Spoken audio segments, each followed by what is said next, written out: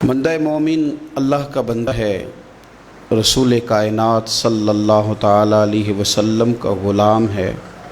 اپنے اپنے ذہن کے مطابق، اپنی اپنی طبیعت کے مطابق اور اپنی اپنی سوچ کے مطابق لوگ اپنے آپ کو اچھا بتاتے بھی ہیں، اچھا کہتے بھی ہیں، اچھا سمجھتے بھی ہیں، اپنے ترجیحات طے کر لیتے ہیں، خود ہی ان پر پابند ہو جاتے ہیں، خود ہی قائل ہو جاتے ہیں کہ چونکہ میرے اندر یہ صفات ہیں لہٰذا میں اچھا ہوں۔ کچھ لوگوں کا یہ کہنا ہوتا ہے کہ رزق چونکہ حلال کماتا ہوں لہٰذا بہت ہی اچھا ہوں، ماں باپ چونکہ میرے مجھ سے خوش ہیں لہٰذا بہت ہی اچھا ہوں۔ 5 نمازیں پڑھنے والا بھی اپنی تئیں اپنے آپ کو مطمئن کر لیتا ہے کہ شاید میں سب سے اچھا ہوں۔ تو مختلف قسم کی چیزیں لوگ بنا کر کے اپنے آپ کو اچھا گردانتے ہیں، اچھا کہتے ہیں۔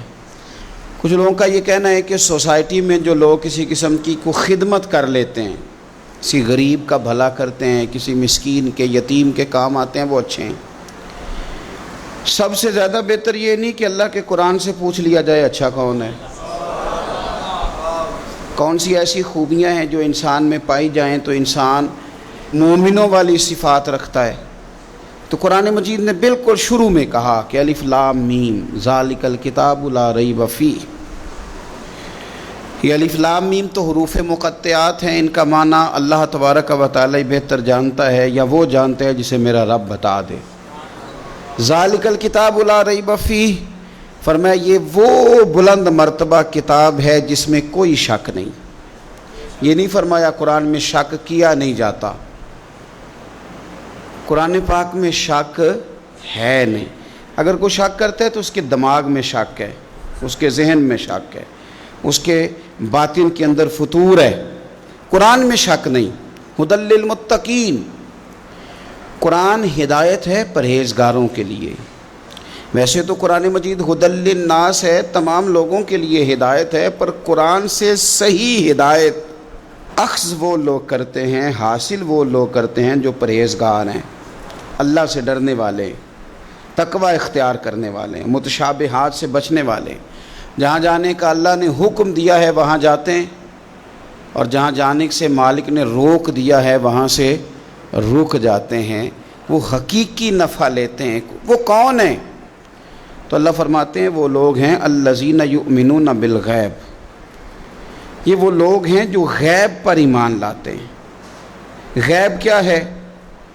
غیب کی تعریف ہے کہ وہ چیز جو حواس خمسہ سے بھی معلوم نہ ہو اور عقل سے بھی ماورا ہو، اسے غیب کہتے ہیں۔ مومن غیب پر ایمان لاتا ہے۔ تو پھر غیب پر ایمان کس طرح لاتا ہے؟ وہ غیب پر ایمان اس طرح لاتا ہے کہ وہ عقل سے تو معلوم نہیں کر سکتا تھا، حواس خمسہ سے تو معلوم نہیں ہو سکتا تھا، لیکن مدینے والے محبوب نے اسے بتا دیا ہے۔ رسول کریم صلی اللہ علیہ وسلم کو وحی کے ذریعے جن چیزوں کی خبر دی گئی، اطلاع دی گئی، حضور نے امت کو بتائی، وہ غیب کی چیزیں۔ وہ کیا ہیں؟ قبر، حشر، قیامت، جنت، دوزخ، فرشتے، یہ ساری چیزیں غیب ہیں۔ مومن ان پر ایمان لاتے ہیں اور ایمان کامل رکھتے ہیں اور یقین رکھتے ہیں، اور یہ یقین مومن کی اخلاقی پوزیشن کو بلند کر دیتا ہے۔ جب اسے پتہ ہوتا ہے کہ قبر میں جاؤں گا، حساب کتاب ہوگا، تو زندگی محتاط گزارتا ہے۔ جب ایمان کامل رکھتا ہے، قیامت کے دن اللہ کے حضور کھڑا کیا جاؤں گا، تو پھر وہ اس دن سے ڈرتا ہے۔ وَلِمَنْ خَافَ مَقَامَ رَبِّهِ جَنَّتَانِ، اور پھر جو ڈرتا ہے رب کہتا ہے میں اسے 2 جنتیں عطا کروں گا، اسے 2 جنتیں دی جائیں۔ تو پہلی ان کی صفت مومن کی، وہ غیب پر ایمان رکھتا ہے۔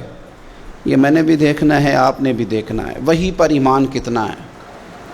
ہماری آنکھوں کے سامنے کہ ہر وقت دنیا گھومتی ہے، یا قبر حشر کا بھی کوئی نقشہ نگاہوں میں رہتا ہے؟ دنیا کے مد و جزر، حساب کتاب، پیسے کا لین دین، جائیداد کی خرید و فروخت، یہی صرف ہمارا زندگی کا سرمایہ حیات ہے، یا آخرت کے لیے بھی کچھ جمع کرنے میں کامیاب ہوئے؟ یؤمنون بالغیب کی عملی صورت بھی کوئی ہماری زندگی میں ہے؟ پھر قرآن مجید نے کہا وَيُقِيمُونَ الصَّلَاةَ، مومن کی دوسری صفت یہ ہے کہ وہ نماز قائم کرتے ہیں۔ نماز قائم کرنے کا معنی ہر مفسر نے یہی لکھا ہے کہ قائم کرنے کا معنی یہ ہے کہ تو نماز ظاہری آداب کے ساتھ بھی پوری ادا کرے اور باطنی آداب کے ساتھ بھی ادا کرے. تیرا لباس پاک ہو، جگہ پاک ہو، نماز کا وقت موجود ہو، نیت تیری حاضر ہو، یہ ظاہری آداب ہیں، اور تیرا باطن نماز کے ساتھ جڑا ہوا ہو. تو اپنے قلب سے، روح سے اپنے مالک کی بارگاہ میں حاضر ہو. کس طرح؟ خود میرے کریم محبوب علیہ السلام نے بخاری مسلم میں وضاحت کر دی. فرمایا رب کی عبادت اس طرح کرو کہ تم اسے دیکھ رہے ہو، اور اگر یہ نہیں ہو سکتا تو اتنا ہی کر لو کہ وہ تمہیں دیکھ رہا ہے. اس کیفیت کے ساتھ آپ نماز پڑھتے ہیں تو باطنی آداب بجا لاتے ہیں. پھر فرمایا وَمِمَّا رَزَقْنَاهُمْ يُنْفِقُونَ، جو ہم نے انہیں دیا ہے اس میں سے ہماری راہ میں خرچ کرتے ہیں. اللہ کی بارگاہ میں صدقات، خیرات، زکوٰۃ، ان کے ساتھ رب کا قرب حاصل کرتے ہیں. اللہ نے جو تقسیم رکھی ہے کہ بعض کو مالک امیر بنا دیتا ہے، بعض کو غریب بنا دیتا ہے، تو وہ پھر صدقات کو ٹیکس نہیں سمجھتے، وہ کسی کو دینے میں بوجھ محسوس نہیں کرتے. وہ سمجھتے ہیں یہ تو مالک کی تقسیم ہے، میرے اس نے ذمہ لگایا ہے، میں نے دینا ہے. وہ سمجھتے ہیں کہ اللہ تبارک و تعالیٰ نے فضل کے ساتھ میرے ذمہ لگایا تھا کہ میں جاؤں اور اللہ کے کچھ بندوں کو میں اللہ کے دیے ہوئے رزق سے دوں. کچھ مفسرین نے یہاں بات کو اور کھولا ہے. وہ کہتے ہیں رزق سے مراد ہے جو بھی اللہ نے دیا ہے. پیسے دیے ہیں تو وہ اللہ کے رستے میں دے، علم دیا ہے تو اسے بانٹے. اگر کسی کو اللہ نے معرفت دی ہے تو اپنے فیض سے لوگوں کو قریب کرے اللہ کے، وہ پھر وہ علم آگے بانٹے، وہ تقسیم کرے. تیرے پاس جو کچھ بھی ہے نا دیا ہوا تو رب کا ہے، تو نہ بچا بچا کے تو رکھ اسے. تیرا آئینہ ہے وہ آئینہ، شکستہ ہو تو عزیز تر ہے نگاہ آئینہ ساز میں. تو اسے بانٹنا شروع کر، تو دینا شروع کر. اور لوگوں کا خیال ہوتا ہے کہ بانٹنے سے کم ہوتا ہے. نہیں، بانٹنے سے بڑھتا ہے. کنویں سے سارا پانی نکال لو تازہ آ جاتا ہے، شرط یہ ہے کہ سارا نکل جائے.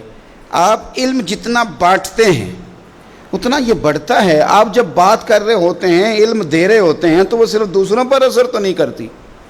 جب آپ بات کرتے ہیں تو آپ کی بات آپ پر بھی اثر کرتی. تو آپ کا علم بانٹنے سے مضبوط ہوتا ہے، وہ دینے سے بڑھ جاتا ہے. اس لیے حضرت مولا علی شیر خدا رضی اللہ تعالیٰ عنہ فرمایا کرتے تھے کہ علم مال سے بہتر ہے. مال کی حفاظت کرنی پڑتی ہے اور علم بندے کی حفاظت کرتا ہے. وہ اس کے گرد حصار بنا دیتا ہے. حفاظت جو اللہ نے تجھے دیا بانٹ اس کے رستے میں. پھر مومنوں کی صفت بیان کی. ایک تو یؤمنون بالغیب، غیب پر ایمان رکھتے ہیں. وَيُقِيمُونَ الصَّلَاةَ، نماز قائم کرتے ہیں. وَمِمَّا رَزَقْنَاهُمْ يُنْفِقُونَ، جو ہم نے انہیں دیا ہے ہمارے راہ میں خرچ کرتے ہیں. اور پھر فرمایا وَالَّذِينَ يُؤْمِنُونَ بِمَا أُنزِلَ إِلَيْكَ، اور جو ہم نے آپ کی طرف نازل کیا حبیب وہ اس پر ایمان لاتے ہیں. کتاب کو، قرآن کو سینے سے لگا کے رکھتے ہیں. اس کے ایک ایک حرف کو وہ اپنے لیے دستور حیات سمجھتے ہیں. ایمان لاتے ہیں پختہ. وما انزل من قبلک، اور اس پر بھی ایمان لاتے ہیں جو آپ سے پہلے نازل کیا گیا. آپ سے پہلے جو نازل کیا گیا اس پر بھی وہ ایمان لاتے ہیں.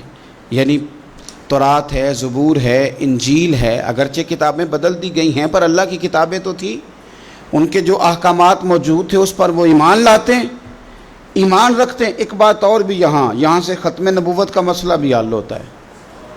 کہا گیا ایمان دو چیزوں پہ ہے. والذین یؤمنون بما انزل الیک وما انزل من قبلک. ایک اس پر ایمان لاتے ہیں جو آپ پہ نازل ہوا، اور ایک اس پر جو آپ سے پہلے نازل ہوا. یہ نہیں فرمایا کہ آپ کے بعد بھی کچھ نازل ہوگا.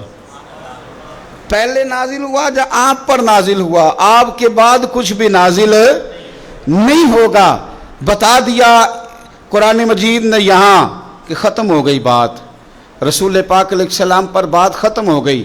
نبوت کا سلسلہ رب نے ختم کر دیا. زندگیاں ختم ہوئی اور قلم ٹوٹ گئے، پر تیرے اوصاف کا ایک باب بھی پورا نہ ہوا. ختم کر دی بات. یہاں مالک نے ختم کر دی.